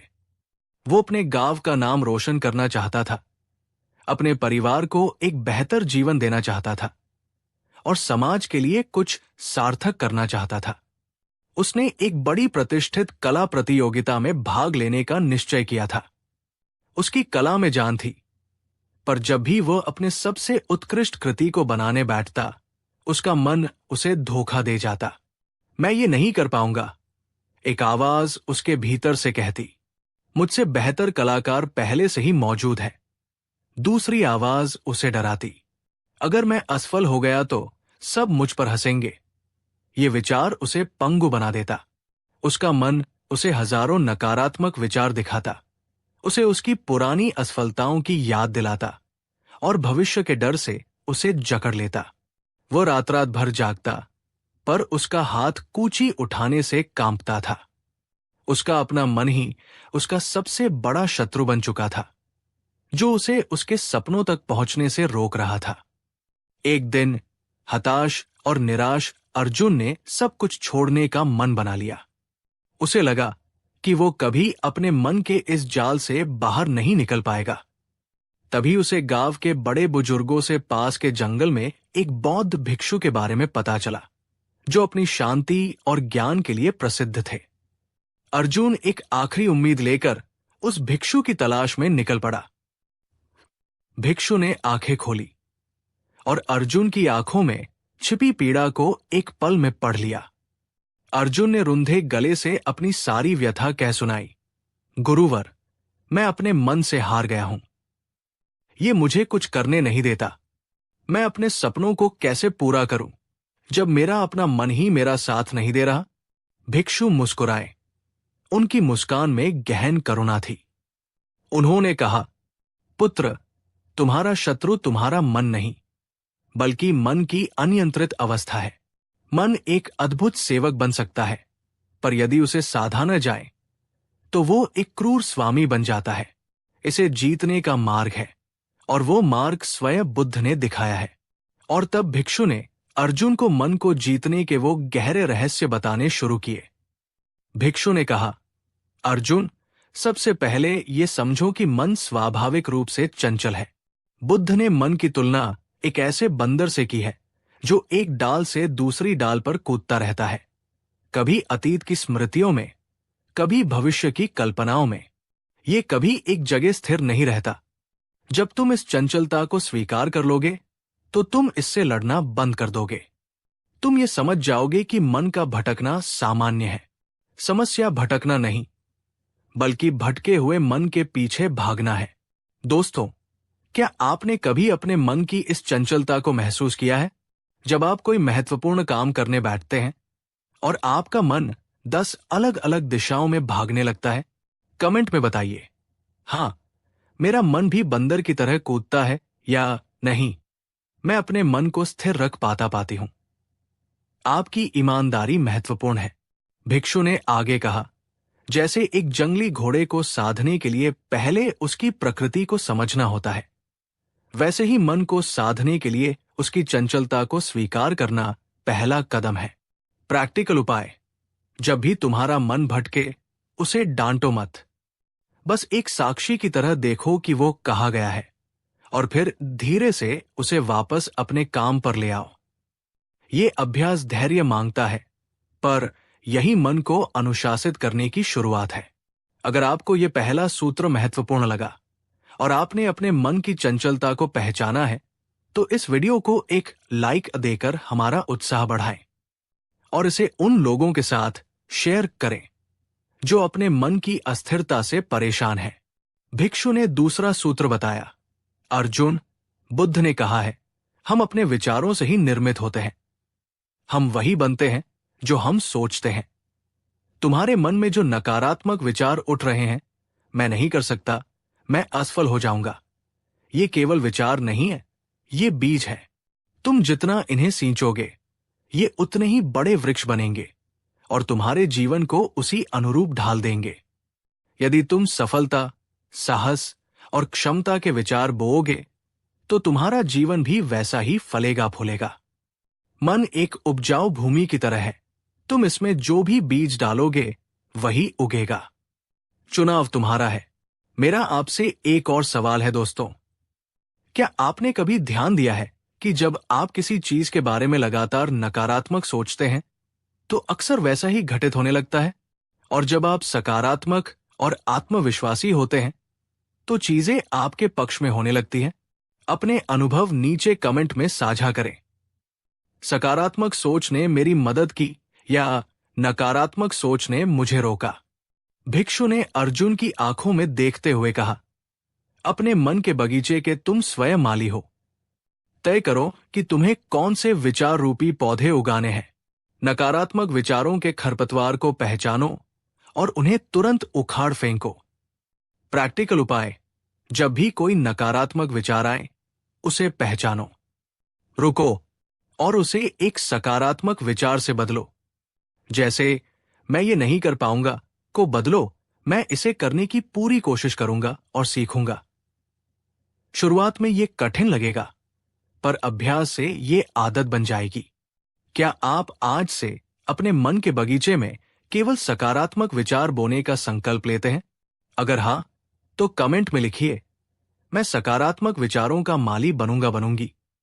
ये संकल्प आपको शक्ति देगा।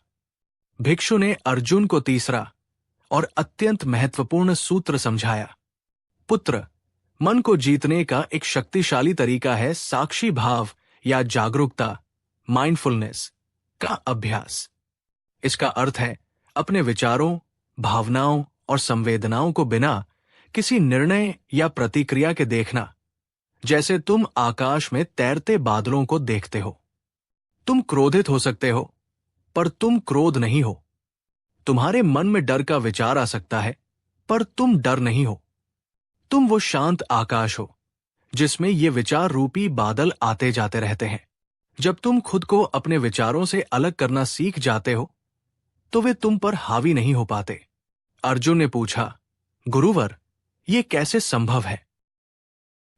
भिक्षु बोले, ध्यान के माध्यम से जब तुम अपनी सांसों पर ध्यान केंद्रित करते हो या अपने शरीर की संवेदनाओं के प्रति सजग होते हो, तो तुम वर्तमान क्षण में आ जाते हो। इस वर्तमान क्षण में तुम अपने विचारों के नाटक से दूर एक शांत दृष्टा बन जाते हो।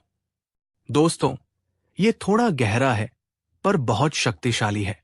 क्या आपने कभी अपने विचारों को बस देखने की कोशिश की है, बिना उनमें उलझे? ये कैसा लगता है? अपना अनुभव या सवाल कमेंट में पूछ सकते हैं। मैं कोशिश करूंगा जवाब देने की। प्रैक्टिकल उपाय: प्रतिदिन 5 से 10 मिनट शांत बैठकर अपनी आती जाती सांसों पर ध्यान केंद्रित करें। जब विचार आए तो उन्हें धक्का न दें, नहीं उनका पीछा करें। बस उन्हें पहचानें और फिर धीरे से अपना ध्यान वापस अपनी सांसों पर ले आएं। ये अभ्यास आपके और आपके विचारों के बीच एक दूरी पैदा करेगा। अगर आप साक्षी भाव का अभ्यास करने और अपने विचारों के गुलाम बनने के बजाय उनके स्वामी बनने की दिशा में पहला कदम उठाने को तैयार हैं, तो इस वीडियो को लाइक करें और अपने दोस्तों को भी ये मार्ग दिखाएं। कमेंट में लिखें, मैं अपने विचारों का साक्षी बनूंगी। भिक्षु ने अर्जुन को चौथा सूत्र बताया, जो बुद्ध की शिक्षाओं का सार है।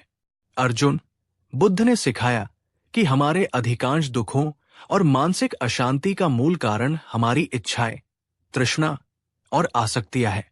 जब हम किसी परिणाम से, किसी वस्तु से या किसी व्यक्ति से बहुत ज्यादा आसक्त हो जाते हैं, तो उसके न मिलने या खो जाने का डर हमारे मन पर कब्जा कर लेता है।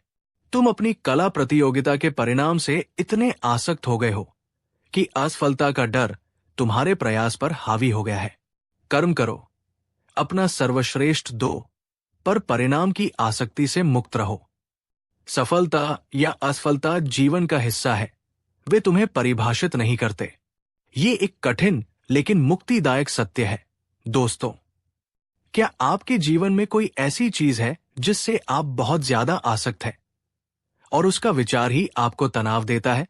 ये कोई रिश्ता, कोई लक्ष्य या कोई भौतिक वस्तु हो सकती है। सोचिए और अगर सहज हो तो साझा करें। भिक्षु ने समझाया, जब तुम आसक्ति को छोड़ते हो तो तुम डर को छोड़ते हो, और जब डर चला जाता है तो मन स्वतंत्र और शक्तिशाली हो जाता है। प्रैक्टिकल उपाय: अपने लक्ष्यों के प्रति समर्पित रहें, पर उनके परिणामों से अनासक्त रहने का अभ्यास करें। अपनी खुशी को बाहरी चीजों पर निर्भर न करें। कर्म पर ध्यान दें, फल की चिंता ईश्वर या प्रकृति पर छोड़ दें। ये अभ्यास मन को अविश्वसनीय रूप से हल्का और निर्भय बनाता है। अगर आप भी आसक्तियों के बोझ को कम करके मन की सच्ची स्वतंत्रता पाना चाहते हैं, तो कमेंट में लिखें, मैं अनासक्ति का अभ्यास करूंगी। और इस मुक्तिदायक विचार को दूसरों तक पहुंचाने के लिए शेयर करें। भिक्षु ने अर्जुन के कंधे पर हाथ रखते हुए अंतिम सूत्र कहा, पुत्र, मन को जीतना एक दिन का काम नहीं, ये निरंतर अभ्यास और सम्यक प्रयास, राइट एफर्ट की यात्रा है। बुद्ध ने सिखाया कि हर प्राणी के भीतर बुद्ध प्रकृति यानी असीम संभावनाएं और ज्ञान का स्रोत छिपा है। तुम्हें बस उस पर विश्वास करना है और उसे जगाने के लिए सही दिशा में प्रयास करना है। कभी निराश मत होना। जब भी गिरो फिर उठो। हर प्रयास तुम्हें तुम्हारे लक्ष्य के और तुम्हारे शांत मन के करीब ले जाएगा। अपने आप पर, अपनी क्षमताओं पर और इस मार्ग पर अटूट विश्वास रखो। तुम्हारा मन तुम्हारा सबसे अच्छा मित्र बन सकता है यदि तुम उसे प्रेम, धैर्य और अनुशासन से प्रशिक्षित करो। दोस्तों, ये अंतिम सूत्र हमें याद दिलाता है कि हम में से प्रत्येक के भीतर असीम शक्ति है। क्या आप अपने भीतर की इस शक्ति पर विश्वास करते हैं? क्या आप निरंतर प्रयास करने के लिए तैयार हैं, भले ही रास्ते में मुश्किलें आएं? आपका जवाब हां होना चाहिए। कमेंट में जोर से लिखिए, हां, मैं अपने भीतर की शक्ति पर विश्वास करती हूं और निरंतर प्रयास करूंगी। प्रैक्टिकल उपाय: एक नियमित दिनचर्या बनाएं जिसमें शारीरिक व्यायाम, ध्यान, सकारात्मक अध्ययन और अपने लक्ष्य की दिशा में छोटे छोटे कदम शामिल हों। अपनी प्रगति को नोट करें, चाहे वो कितनी भी छोटी क्यों न हो। असफलताओं से सीखें, उन्हें अंत न मानें। अपने प्रति दयालु रहें। दोस्तों, अगर इन 5 सूत्रों ने आपके अंदर एक नई आशा और प्रेरणा जगाई है, तो इस वीडियो को एक जोरदार लाइक दीजिए। ये ज्ञान हर उस व्यक्ति तक पहुंचना चाहिए जो अपने मन से संघर्ष कर रहा है। इसे अपने सभी ग्रुप्स में शेयर करें। भिक्षु के वचनों ने अर्जुन के जीवन में क्रांति ला दी। उसने धैर्यपूर्वक उन सूत्रों का अभ्यास करना शुरू किया। वो अपने मन की चंचलता को देखने लगा, अपने नकारात्मक विचारों को सकारात्मकता से बदलने लगा। उसने साक्षी भाव का अभ्यास किया और अपनी सांसों में शांति पाई। उसने परिणाम की चिंता छोड़कर केवल अपने कर्म पर ध्यान केंद्रित किया। धीरे धीरे उसका मन शांत होने लगा। जो मन पहले उसका शत्रु था, अब उसका मित्र और मार्गदर्शक बन गया। उसके भीतर से रचनात्मकता का प्रवाह सहज रूप से बहने लगा। उसने एक ऐसी अद्भुत कलाकृति बनाई जो उसके हृदय की शांति और दृढ़ता को दर्शाती थी। प्रतियोगिता का दिन आया। अर्जुन शांत और आत्मविश्वासी था। उसने अपनी कलाकृति प्रस्तुत की। परिणाम जो भी होता, उसे स्वीकार था, क्योंकि उसने अपने मन को जीत लिया था और यही उसकी सबसे बड़ी विजय थी। उसकी कलाकृति को प्रथम पुरस्कार मिला, पर अर्जुन के लिए सबसे बड़ा पुरस्कार था वो आंतरिक शांति और आत्मविश्वास जो उसने पाया था। उसने जान लिया था कि मन को जीतकर वो कुछ भी हासिल कर सकता है। वो भिक्षु के पास धन्यवाद देने गया। भिक्षु मुस्कुराए और बोले, ये विजय तुम्हारी है अर्जुन। तुमने बुद्ध के मार्ग पर चलकर अपने मन को साधा है।